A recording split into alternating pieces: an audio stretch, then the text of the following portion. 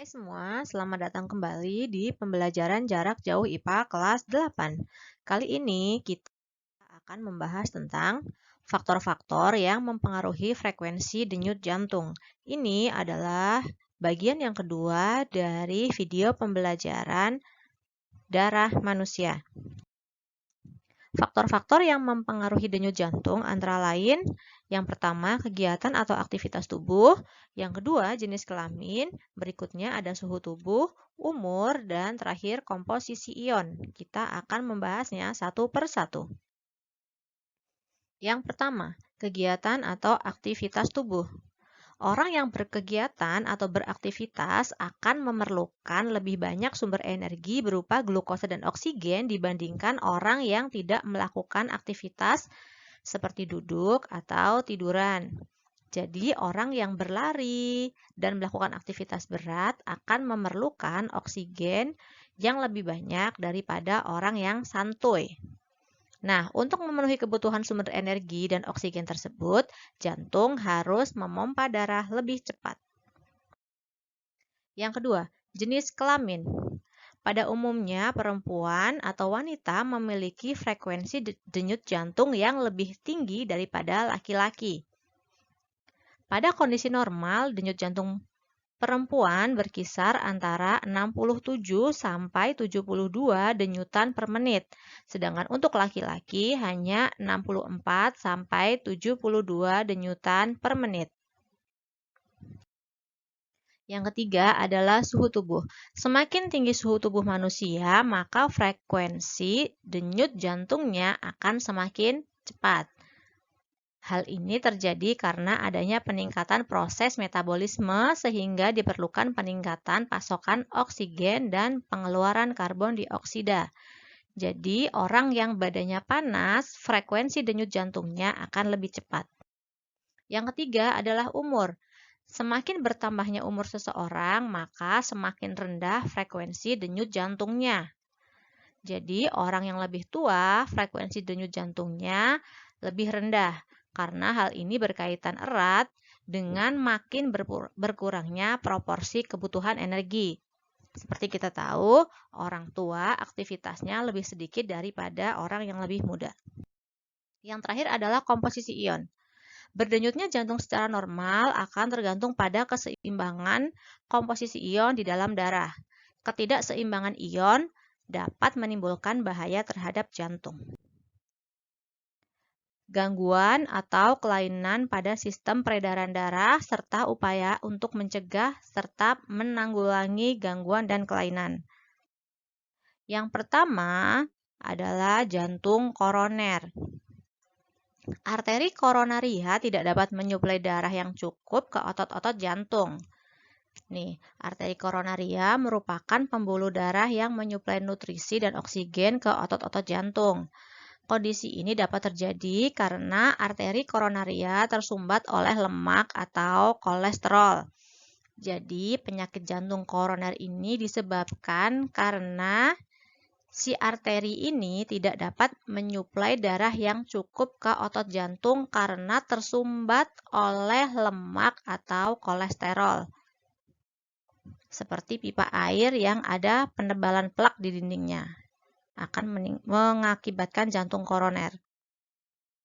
Gejalanya, dada akan terasa sakit pada bagian lengan dan punggung, napasnya pendek, dan kepalanya pusing. Ini adalah ciri-ciri atau gejala arteri koronaria.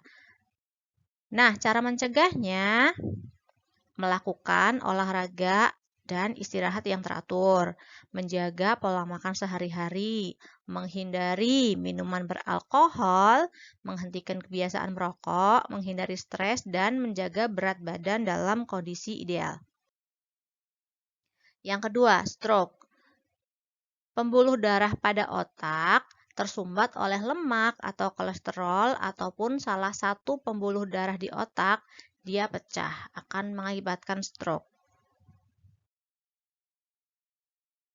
Kelainan yang ketiga adalah varises, yaitu suatu keadaan di mana pembuluh darah balik atau vena mengalami pelebaran dan terpuntir.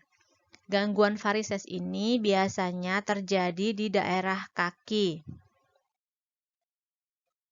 Di atas kita lihat vena yang normal, sedangkan di bawah adalah pembuluh darah vena yang mengalami varises. Cara mencegah varises. Yang pertama, ketika tidur sebaiknya tungkai atau kaki dinaikkan kurang lebih 15-20 cm. Yang kedua, menghindari berat badan berlebih. Yang ketiga, menghindari berdiri terlalu lama. Berikutnya, berolahraga secara teratur seperti berjalan, berenang, dan senam. Lalu, cara mencegah varises, salah satunya dengan menghindari memakai sepatu dengan hak tinggi. Berikutnya, anemia. Anemia disebabkan karena kekurangan hemoglobin atau sel darah merah. Terganggunya produksi eritrosit sehingga tubuh kekurangan zat besi dan terjadi pendarahan yang hebat. Gejala anemia, tubuh akan terasa lesu, kepala pusing, dan muka pucat. Untuk mencegah terjadi anemia, kita harus mengkonsumsi makanan yang mengandung zat besi, mengkonsumsi makanan bergizi, dan bisa ditambah dengan suplemen penambah zat besi. Berikutnya, hipertensi dan hipotensi. Ini adalah sesuatu yang berlawanan. Kalau hipertensi yaitu tekanan darah tinggi, terjadi apabila tekanan darahnya di atas 120/80 mm/Hg. Orang yang darah tinggi atau hipertensi mengalami gejala sakit kepala, kelelahan, pusing, pendarahan dari hidung, mual, muntah, dan sesak napas. Hipertensi ini disebabkan oleh adanya arteriosklerosis atau pengerasan pembuluh darah, obesitas atau kegemukan, kurang olahraga, stres karena mengkonsumsi alkohol atau banyak makanan yang mengandung garam, lemak, dan kolesterol. Nah, untuk mencegahnya kita harus menghindari konsumsi minuman alkohol dan makanan berlemak serta kolesterol. Berolahraga secara teratur, menghindari kebiasaan merokok, dan menghindari faktor yang dapat menyebabkan stres. Itu hipertensi atau tekanan darah tinggi. Sebaliknya, hipotensi atau tekanan darah rendah terjadi jika tekanan darahnya kurang dari 120/80